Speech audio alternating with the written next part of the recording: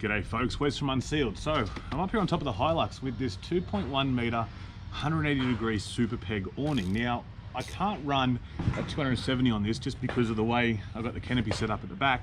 So I've opted for 180, which is a bit old school, but the way these work is, well, it's very different.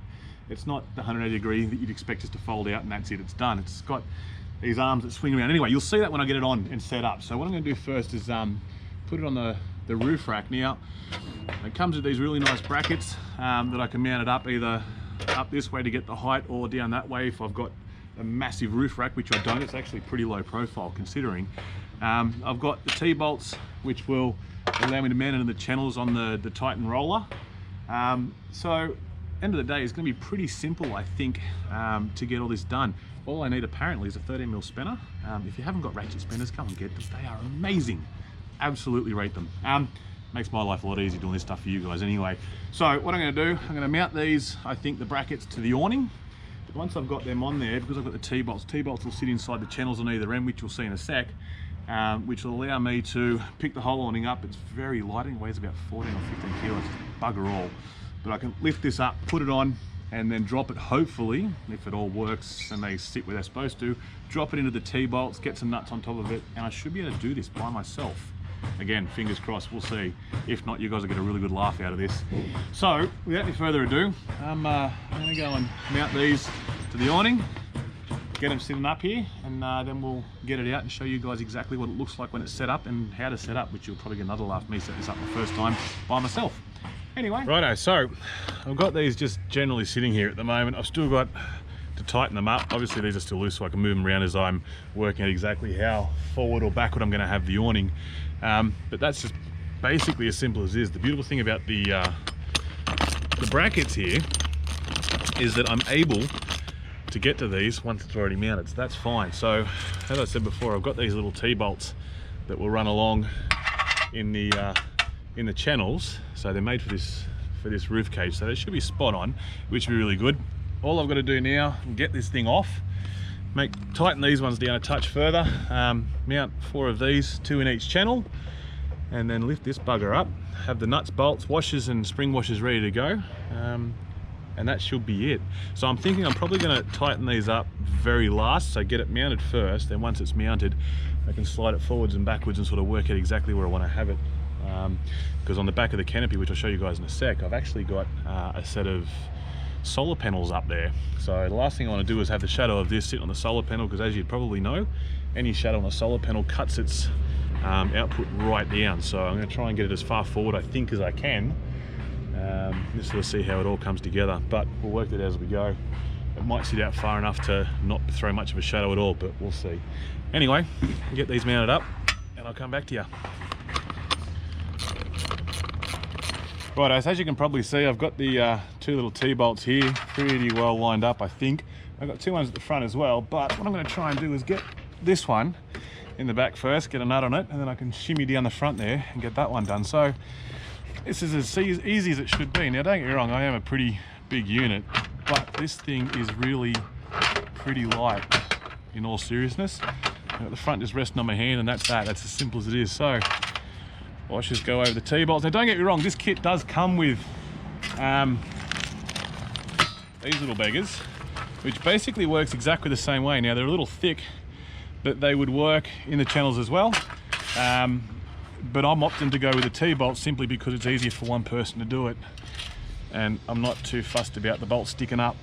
If you're going to put things in here that can get torn or carried or damaged by the tips of the nuts sticking up, you can absolutely use the opposites as opposed to the T-bolt, so you just get your big nuts that sit in the channels and they bolt down. But this will do me for what I want, and chances are I'll put some heat shrink over it anyway, but that is pretty well it done. Now I've just got to go to the other end and sort that one out. Back in a sec.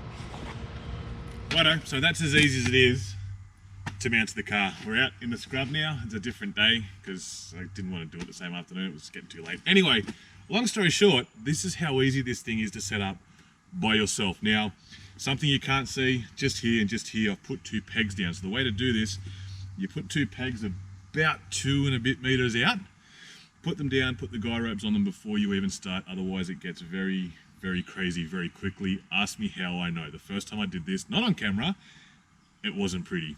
Anyway, so put the pegs down first, get your guy rope sorted out, and then it's as simple as doing this. Now, considering I just said how easy this is going to be, watch me screw it up. So that just goes like that, folds over the back.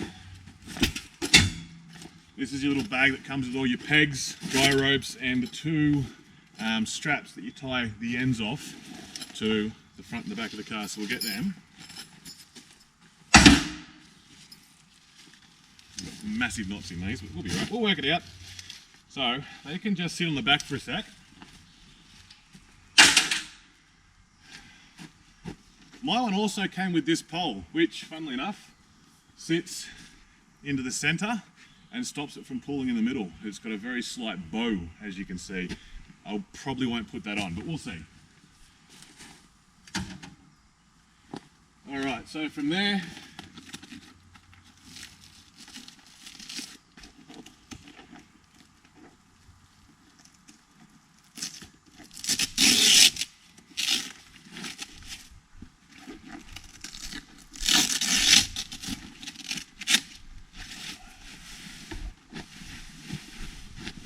roll this part out, and then these ones, so that just rolls under, they fold down,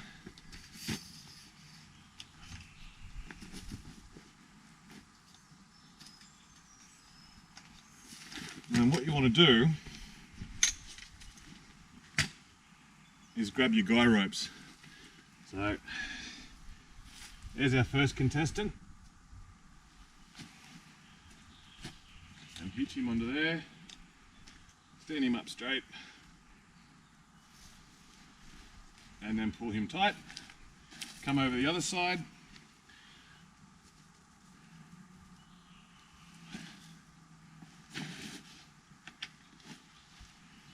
and it's already starting to look like an awning. So this is the way you do it, by the way, when you're doing this by yourself. So pull this. If you've got a second person to help you, it's a little easier. Well, it's not that it's easier, it's just less fiddling around chasing ropes.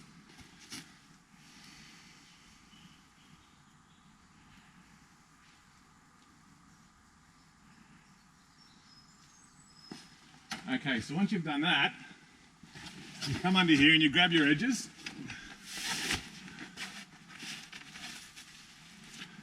Now, there's two little straps that hold it together. So that little strap holds that one in. This one comes out here like this, and you've got that one that goes back to that pole. Then you've got your leg that comes down. Pop that one over there. So there's our very first one. So grab these straps.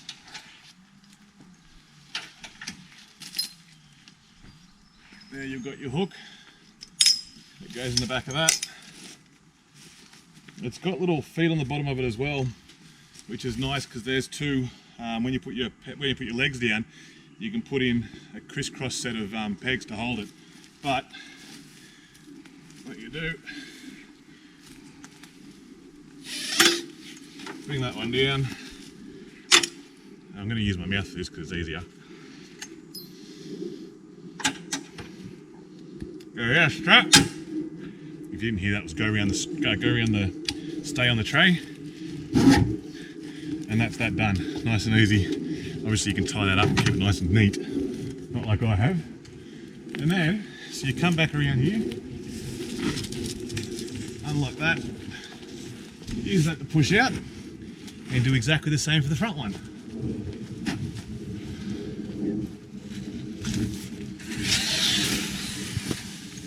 I am going to go and grab that other strap.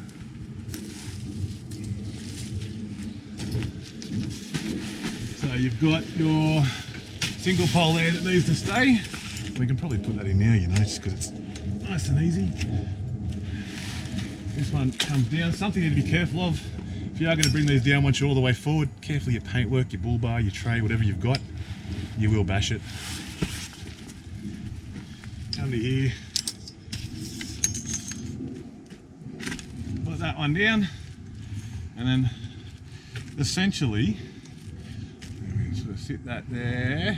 Good boy. And all you do is exactly the same that you just did with the other one, so nice and simple.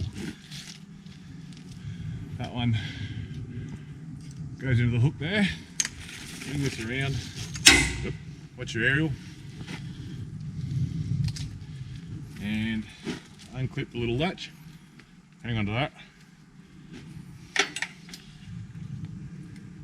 And a nice big D-shackle, well, D-link I should say. But that will go straight through there. It'll sit off, so you're not going to damage your paintwork that's flapping around the wind. And that's that. So once you've done that, I might lower that just a little bit.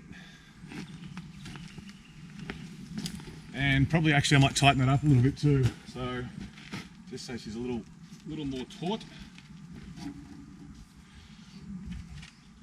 And that's basically it done. So obviously what you need to do from there, you can put these up a little further, depending on how tall or how short you are, how big lift you've got in your four-wheel drive.